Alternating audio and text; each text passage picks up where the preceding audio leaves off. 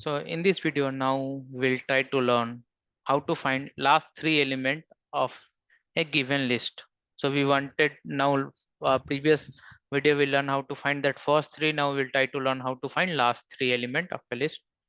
So now we'll move to Visual Studio. So I'm using that same uh, list. So now what we need to do print. Okay. Oh, sorry, what happened now? Just a minute. Print. Okay. And L.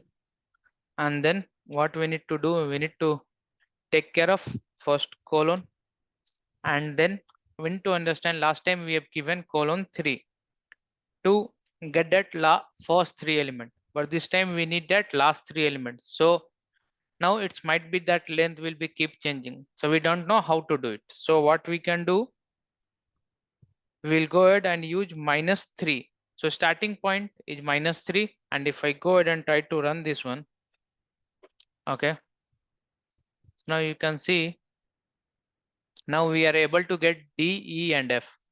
Okay. Suppose now if I go ahead and add it here,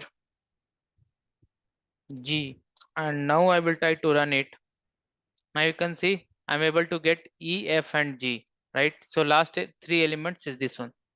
So to get that last three element, we can use that minus at a starting position, and then how many we need, we can specify, then it will give us that a specific value.